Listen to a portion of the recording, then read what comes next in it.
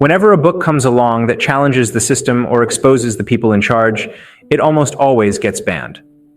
1984 by George Orwell was no different. Some places banned it for being pro-communist, others for being anti-communist. Orwell wrote this to pull back the curtain on the political games of his time. But there's way more to it than that. The book hits on deeper truths about power, hopelessness, freedom, and the way people are controlled. There's even some Machiavellian strategy in there, which I'll get into later. But first, we need to talk about the book itself. You have to understand 1984 before you can really grasp everything else I'm going to say.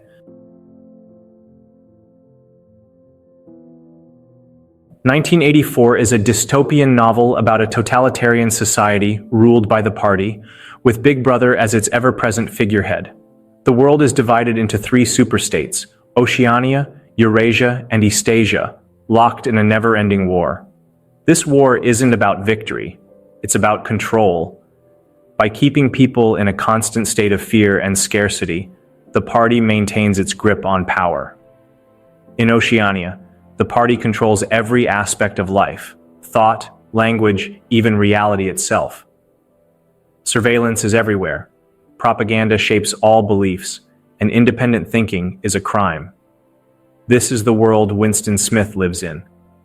He's a member of the Outer Party, working at the Ministry of Truth, where his job is to rewrite history, so it always aligns with the party's shifting narrative. Despite being surrounded by lies, Winston longs for truth. He begins keeping a diary, an act of rebellion that could get him killed. Addressing his thoughts to O'Brien, a high-ranking party member he suspects might secretly oppose the regime. Then everything changes. He receives a note from Julia, a fellow party member, with just 3 words: "I love you." In a society where romantic relationships and desire are strictly controlled, their affair itself is an act of defiance. They meet in secret, first in the countryside, then in a rented room above an antique shop owned by an old man named Mr. Charrington. For a while, they believe they found a small pocket of freedom. Their rebellion leads them to O'Brien, who claims to be part of the Brotherhood, a resistance group led by Emmanuel Goldstein, the party's greatest enemy. He gives them Goldstein's book, which explains how the party stays in power: endless war, constant surveillance, and the manipulation of reality. But before they can act, they're arrested. They were being watched all along. Mr. Charrington, the shop owner, was a member of the Thought Police. Winston and Julia are taken to the Ministry of Love, where they are tortured and broken. O'Brien, who was loyal to the party all along, personally oversees Winston's re-education. The goal isn't just to punish him, it's to make him love the party. In the final stage of his torture, Winston faces his worst fear: rats. To escape, he betrays Julia, proving that under enough pressure, love and loyalty mean nothing. By the end, Winston is released, but he's not the same. He's empty. His will to resist is gone. When he looks at a poster of Big Brother, he doesn't just accept the party's rule, he loves Big Brother. This is the party's ultimate victory. Total control, even over thought itself. Now, while 1984 is a work of fiction, Orwell wasn't just making things up. He was drawing from real-world experiences: authoritarian regimes, propaganda, censorship, the rewriting of history. Everything in the novel reflects patterns he saw in the world around him. And that's what makes it so terrifying.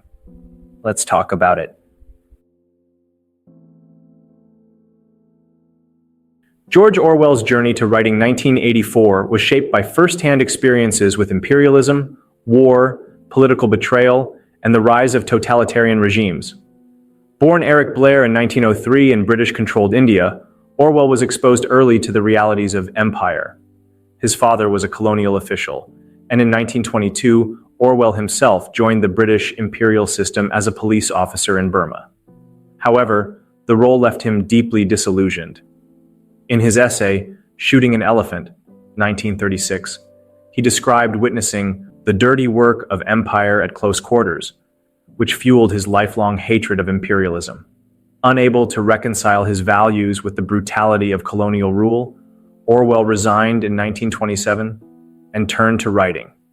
His political awakening intensified when he volunteered in the Spanish Civil War in 1936, joining an anti-fascist militia. Reflecting on his motives, he said, "If you had asked me why I joined, I should have answered, to fight against fascists. And if you had asked what I was fighting for, I should have answered, common decency." During the war, he was shot in the neck by a sniper, an injury he survived. But the most profound impact came from seeing how propaganda distorted reality on both sides. Orwell noted, "I saw great battles reported where there had been no fighting, and complete silence where hundreds of men had been killed. History is being molded." Initially, Orwell supported the Russian Revolution, believing in its promises of equality. But as reports emerged of forced labor, purges, and political repression under Stalin, his faith in communism collapsed. His experiences in Spain only confirmed his fears. Authoritarianism could arise from both the left and the right. This realization became central to 1984. The party's ruthless control in the novel mirrors the oppressive systems Orwell had encountered in both fascist and communist regimes. One of Orwell's key inspirations was Stalinist Russia. The Great Purges of 1936-1938, during which over 600,000 people were executed and countless others imprisoned, became a blueprint for the party's paranoia in 1984. The climate of fear, constant surveillance, and arbitrary executions in Stalin's regime found their parallel in Oceania. Even the party slogan 2 + 2 = 5 wasn't Orwell's invention. It was a real Soviet propaganda slogan, used to promote the unrealistic goal of completing the 5-year plan in 4 years. Orwell used it to illustrate how totalitarian regimes manipulate reality itself. Many characters in 1984 also have real-world counterparts. Emmanuel Goldstein reflects Leon Trotsky, the revolutionary leader exiled and later assassinated by Stalin. Jones, Aronson, and Rutherford symbolize victims of Stalin's purges, while Goldstein's book parallels Trotsky's The Revolution Betrayed. The party's endless purges, show trials, and revision of history are drawn directly from Orwell's observations of totalitarian regimes. But Orwell's critique wasn't limited to Soviet communism. Hitler's Nazi regime showed how mass media could manipulate public perception and enforce ideological conformity. Nazi propaganda, rallies, parades, and scapegoating appears in 1984 through the party's constant displays of power and the ritualistic 2 minutes hate. Just as Hitler used Jews and other minorities as scapegoats, the party vilifies Goldstein and imaginary enemies to maintain control. World War II itself heavily influenced Orwell's writing. When he wrote 1984 and 1948, the war had only ended a few years earlier, but fears of World War III loomed. The novel's depiction of perpetual war reflected this anxiety. Orwell's references to nuclear-powered conflicts were shaped by the atomic bombings of Hiroshima and Nagasaki, which revealed the terrifying potential of modern warfare. The division of the world into 3 superstates, Oceania, Eurasia, and Eastasia, was inspired by the 1943 Tehran Conference, where Stalin, Churchill, and Roosevelt discussed carving the world into spheres of influence. Orwell also drew from his daily life in wartime London. The rationed food, unreliable electricity, and scarcity of basic goods in 1984 mirrored the harsh conditions of wartime austerity. The novel's frequent bombings echo the Blitz, during which German airstrikes killed around 40,000 people and destroyed nearly 1 million buildings. Orwell's own struggles with poverty and declining health further sharpened his critique of systemic oppression. Ultimately, 1984 was more than just a novel. It was Orwell's warning to the world. From British colonialism to the betrayals of the Spanish Civil War, from Stalinist purges to Nazi propaganda, Orwell saw how truth could be twisted, history rewritten, and power abused. His message was clear: if people failed to recognize and resist these patterns, the future he described could become reality. Now, how did the party in 1984 manage to control people so completely? What psychological and social tactics did Ingsoc and Big Brother use to manipulate the ordinary citizen? I'll break it down point by point, keeping it precise and concise so the video stays focused. Let's get into it.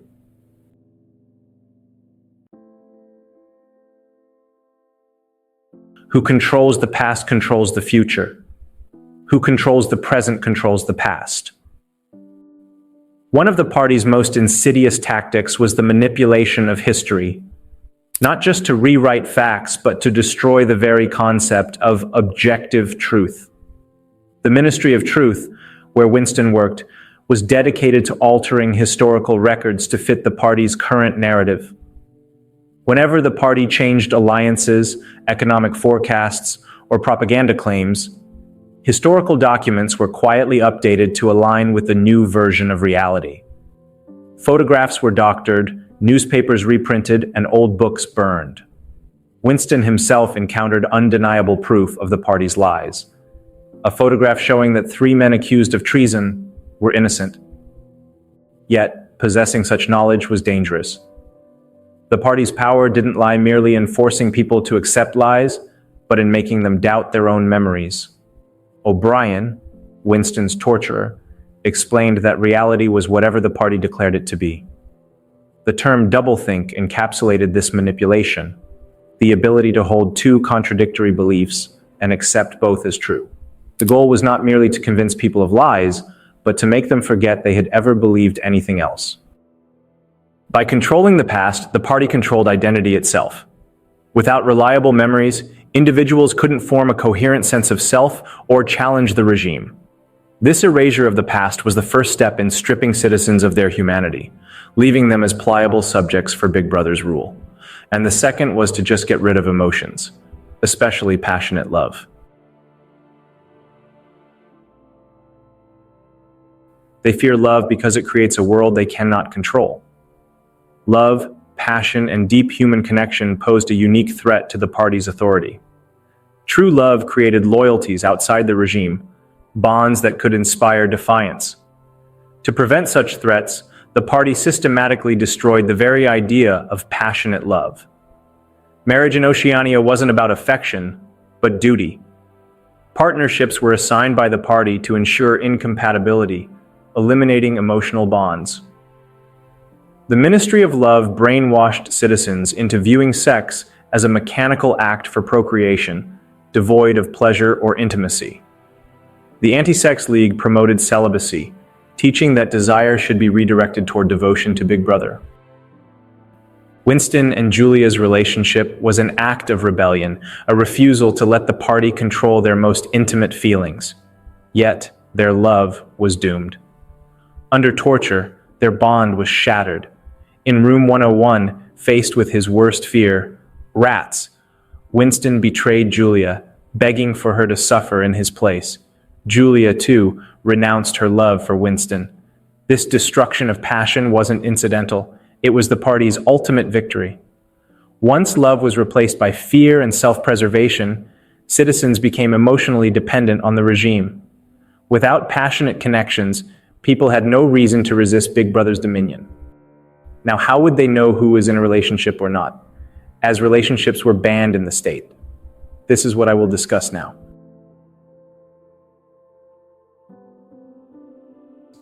Big Brother is watching you. The party's surveillance apparatus ensured that citizens never felt safe from scrutiny. Telescreens were installed in every home, workplace, and public space, monitoring not just actions but facial expressions and even unconscious gestures. A fleeting look of disapproval, a face crime, could lead to arrest. Privacy didn't exist in Oceania. Every conversation could be overheard, every movement tracked.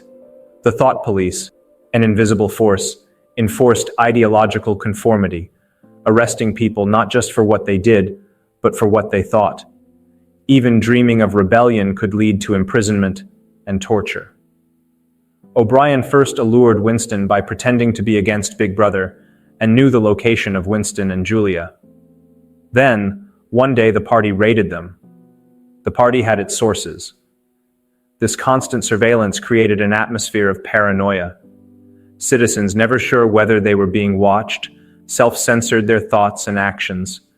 Fear became internalized, ensuring obedience even when the party wasn't physically present. They were always watching you. Even families from within were not safe from each other.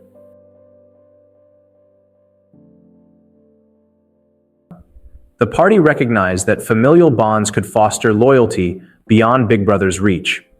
To counter this, they weaponized children, turning them into informants. From a young age, children were indoctrinated to prioritize loyalty to the party over their families. The Junior Spies program encouraged them to report parents for any sign of dissent, real or imagined. Parents, once protectors and caregivers, became vulnerable to betrayal by their own children. This tactic mirrored historical regimes, like Nazi Germany's Hitler Youth, where children were taught to see their families as potential enemies of the state. In 1984, Winston witnessed firsthand how children turned against their parents, proudly reporting them for minor offenses. This systematic destruction of family ties ensured that no household could form a safe haven from the party's reach. Every action, even a thought, was a crime, which I will discuss now.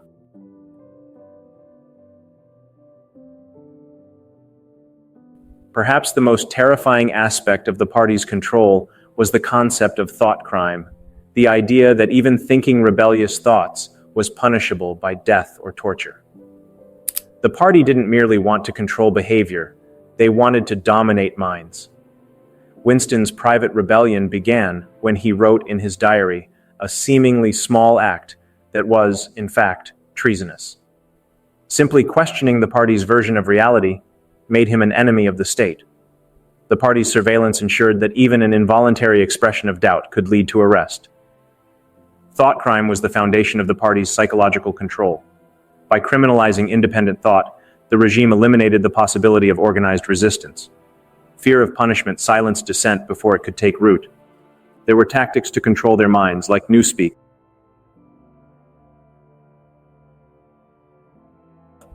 By eliminating words associated with freedom, rebellion, and independent thinking, the party made it impossible for citizens to even conceptualize resistance.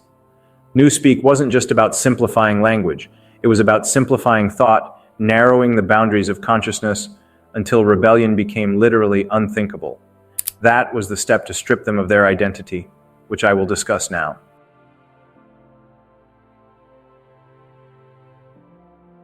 The ultimate goal of Big Brother's control was the complete erasure of individual identity.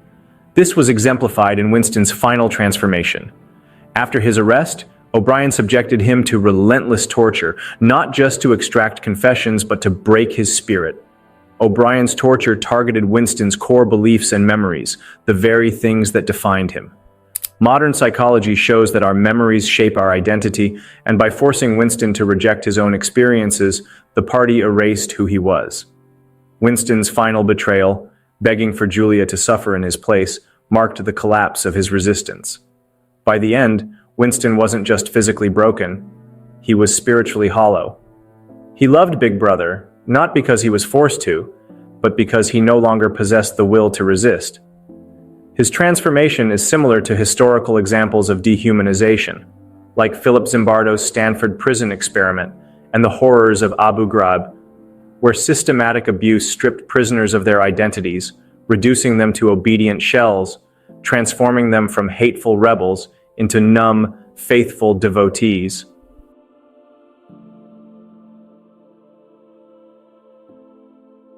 The destruction of identity, privacy, family, and love served a dual purpose.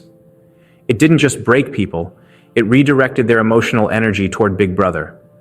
Humans naturally seek connection and meaning, and when personal bonds were destroyed, the party offered itself as the only remaining source of belonging.